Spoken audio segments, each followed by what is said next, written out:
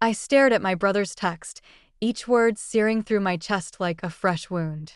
Don't show up to Dad's 60th. You'll embarrass us all. If I see you near the venue, I'll have you escorted out. Typical Lucas. Ever the loyal golden boy guarding the Reyes family image. Tonight's party at the Barton Creek Country Club was the social event of the season in Austin. Tech investors, city officials, and industry bigwigs all gathering to honor Daniel Reyes, the man behind Reyes Dynamics. Heaven forbid they find out that the daughter he shunned wasn't the disappointment he'd painted her to be. Another ping, this time from my stepmother, Claire. Lucas is right. Tonight's crucial for your father's partnerships. Please don't create any drama. Drama. That's what they called it when I turned down the family's executive training track 7 years ago. I didn't want the catered path at Reyes Dynamics. Didn't want a VP title gifted like a party favor. I wanted to earn my place in the world. So I left, and they never asked what happened after. Across my office, a plaque glinted in the sunlight. Fast Company's most disruptive founder under 35. Right beside it, a framed article from Techline Weekly, Isabella Lin and the Quantum Leap in Sustainable Energy Storage. They didn't know Isabella Lin was me. I'd taken my mother's surname after college. And while they were busy mocking my rebellious phase, I was in a lab designing the breakthrough quantum cell batteries that would upend the energy sector. The same technology Reyes Dynamics was now desperate to license just to survive. My phone lit up. David Kim, COO of my company, Lintic Systems. Everything's ready. Summit Capital will announce the partnership at 8 sharp. Are you sure you want to reveal yourself tonight? I glanced at the invitation still on my desk with its embossed lettering and dramatic flair. A celebration of Daniel Reyes, visionary, builder, father. Yes, I replied, my voice steady. It's time. David chuckled. Oh, and Olivia Summit said your presence was personally requested. Apparently, your father's been begging for a meeting with the Lintic CEO for months. He smiled. Of course he had. The electric energy market had left his firm behind. He needed my designs to stay afloat. I slipped into a sleek black dress, elegant but understated, no designer logos. Around my neck, I clasped a small silver moon pendant. My mother's, the only piece of family I'd ever carried with me. Tonight, the entire city would watch as the unknown CEO their beloved Daniel Reyes had spent months trying to impress stepped onto the stage, and I wouldn't need to say a word. She'd given it to me before she passed, back when I was still the daughter my father bragged about at conferences and holiday dinners. Follow your heart, Isabella, Mom had whispered, tucking the silver pendant into my palm. Even if it leads you far from where others say you should go. The Barton Creek Country Club shimmered ahead as my car rolled to a stop at the valet station. Inside, the event was already in full swing. Chandeliers glinting above Austin's elite, laughter spilling over clinking glasses, and a massive banner stretched across the ballroom entrance. Happy 60th birthday, Daniel Reyes. At the check-in table stood Lucas's wife, Rachel, looking regal and alert with her ever-present clipboard. Her expression froze the moment she spotted me stepping out of the car. Isabella, she stammered, flustered. You can't just walk in. Lucas specifically, good evening, Mrs. Reyes, I interrupted with calm precision. I believe you'll find I'm on the guest list. Olivia Summit's office called ahead. You'll want to check your tablet. Her fingers flew across the screen. Wait, yes, you're listed. Mr. Summit said he specifically requested, how did you, but I was already inside. Same marble floors, same orchestrated laughs, same air of quiet competition. It was the world I had abandoned. And it hadn't changed a bit. Claire stood near the bar, her voice bright as she showed off a new diamond cuff. My half-sister Madison clung to a 20-something hedge fund analyst, eyes wide with admiration. Lucas saw me next. His face fell into a scowl as he stalked toward me. What part of stay away didn't you get? Lovely to see you too, Lucas, I said evenly. It's a beautiful party. Security's coming, he muttered through clenched teeth. You have 60 seconds to leave. Don't humiliate yourself. I glanced at my watch. Actually, I think you'll find Mr. Summit will be here in 30 seconds. And he asked that I be here for the announcement. Confusion clouded his face. Summit? What could James Summit possibly want with you? Right on cue, the atmosphere in the room shifted.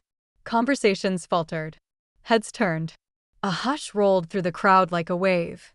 James Summit had arrived. At 65, Summit didn't need to shout or swagger. His presence alone silenced the room. His investment firm, Summit Capital, was the stuff of legends. Tonight, everyone knew he was about to unveil a major partnership. My father practically sprinted to greet him, hand extended like a man hoping to claim the spotlight. "James, so glad you made it. Let's talk inside." But Summit's eyes were scanning the room. And then they stopped on me. There she is. A beat of silence, sharp and absolute. James brushed past my father without a second glance, walking directly toward me. "Or should I say, Ms. Reyes," he said, offering his hand with a smile. "It's an honor to finally meet in person." You could have heard a champagne bubble burst. Claire's cocktail glass dipped. Madison blinked. Lucas looked like he'd swallowed glass. And my father turned ghost pale. Lucas's mouth opened, but no words came. The threat of calling security was long forgotten. I don't understand," my father finally muttered. He turned to James Summit with disbelief. "You know Isabella?" James smiled, the corners of his eyes crinkling with amusement. "Know her, Daniel? Your daughter is one of the most brilliant innovators in the industry today." He paused, then looked around at the shell-shocked faces. "Though, judging by the room's reaction, I'm guessing no one here realized that Isabella Lynn and Isabella Reyes are the same person." The silence shattered, literally, as Claire dropped her champagne flute. It exploded across the marble like a gunshot. Still, no one moved. "That's not possible," Lucas said, stepping forward, his voice cracking. "She's been off the radar since she left the company." "She hasn't done anything." "I've been building Linux systems," I said coolly, stepping toward them. "That nothing is now valued at $4.2 billion. My father's hand trembled slightly as he gripped the back of a chair for balance. "Linux, the quantum battery tech company everyone's been trying to." "That's right," I said, needing his eyes. "The elusive CEO you've been chasing. The technology that could save Reyes Dynamics from collapse. You raised her." James gave a polite cough. "Speaking of which, shall we proceed with the announcement?" "Wait." My father held up his hand. "What announcement?" I took a step forward, letting the weight of the moment settle. "Summit Capital is entering a strategic partnership with Linux Systems," I said clearly. "Together, we're acquiring a controlling interest in Reyes Dynamics." The ballroom burst into hushed chaos, gasps, whispers, disbelieving stares. Lucas's face went red. "You can't do this. This is our company." "Actually," James interjected smoothly. "We can and we are." He turned to the crowd. "Linux technology is a generation ahead of anything on the market. Every major manufacturer wants in. But Ms. Reyes here, she insisted her family's company be given the first opportunity. A courtesy, not an obligation." Claire pushed forward now, her voice sharp. "Daniel, you can't let her take over. She'll ruin everything we've built." I laughed softly. "Everything you built?" I echoed. "You mean the company hemorrhaging market share, clinging to gas-powered systems while the world pivots to electric? The company that's 3/4 away from bankruptcy?" My father's stoic expression cracked. Years of silence between us flickered in his eyes. "Isabella, please, we can talk about this." I stepped closer, my voice low but firm. "Now you want to talk?" I asked. 7 years ago, I told you the future was electric. You told me to stop playing engineer and focus on real business. When I brought you my early prototypes, Lucas called them cute sketches. And when I left to start Lintic, Claire said I was walking away from my responsibilities. I stood tall. Well, I haven't walked away. I've built something that matters, and I'm here to save the company that never thought I was worth listening to. James Summit stood quietly, watching as the Reyes family unraveled in real time. The undercurrents of pride, denial, and long-buried resentment weren't lost on him. "The time for talking was 7 years ago," I said calmly, eyes locked on my father. "Right now, it's about saving what's left of Reyes Dynamics." I let the silence linger. "You need Linux technology, and I'm offering it. The only real question is whether you can accept that the daughter you dismissed is now your only way out. Madison, who had been unusually silent behind Claire, suddenly spoke up, voice uncertain.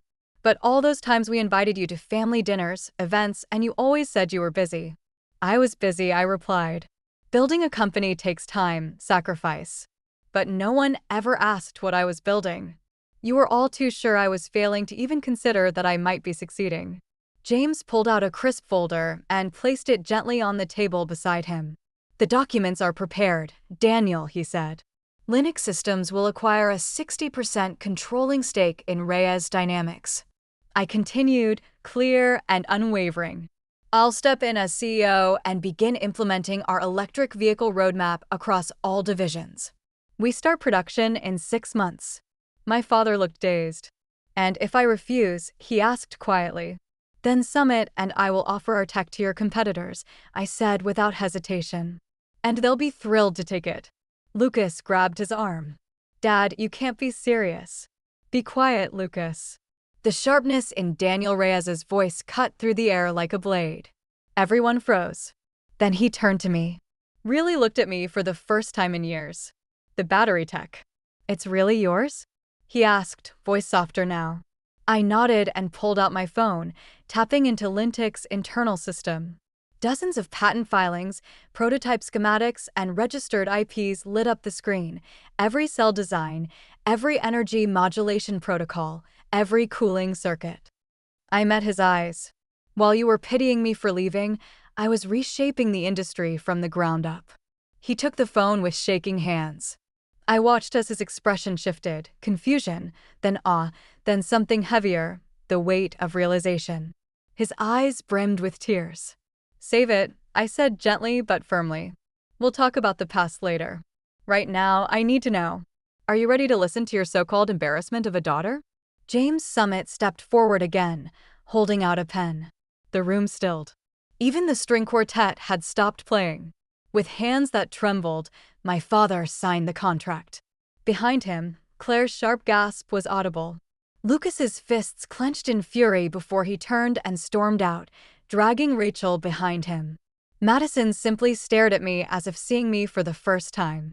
Ladies and gentlemen, Summit announced to the stunned room.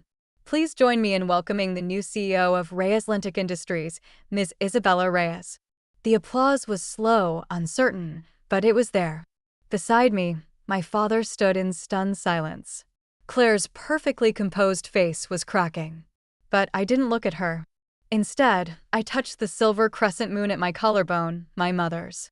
She had told me to follow my heart, and I had, all the way to this moment. It had brought me full circle, not as the obedient daughter they once hoped I'd become, but as the woman they never saw coming. Later that night, as the party dwindled into soft music and clinking glasses, I stood alone on the terrace, watching the Texas hills fade into the dark horizon. My father found me there, his footsteps slow and hesitant behind me. That night you laughed, he said quietly, stopping a few feet away. You tried to show me your designs. I wouldn't even look at them. I didn't turn. No, I replied. You wouldn't. There was a long pause before he spoke again. I was wrong about everything. When I finally turned to face him, I saw not the titan of industry who had once dismissed me, but a man who had at last seen his own reflection clearly. Can you ever forgive me? He asked. I looked down, my fingers brushing the silver crescent moon at my neck, my mother's pendant, the symbol of all the choices I'd made, of the distance, the pain, the determination. It depends, Dad, I said gently. Are you ready to learn from your daughter? He met my gaze and nodded. Teach me. Sometimes the greatest revenge isn't about proving others wrong. It's about proving yourself right. And once in a rare while, it even comes with a second chance to rebuild something broken, but on your own terms. The next morning, I stepped through the glass doors of what was once Reyes Dynamics. The new logo above the entrance now read Reyes Lintic Industries. As I walked the main corridor, I passed the old company slogan, still mounted on the wall in gleaming steel letters, driving tomorrow's future. By next week, it would be replaced with something truer. Innovation runs in the family. Lucas's nameplate had already been removed. Claire's tastefully pretentious art installations were gone.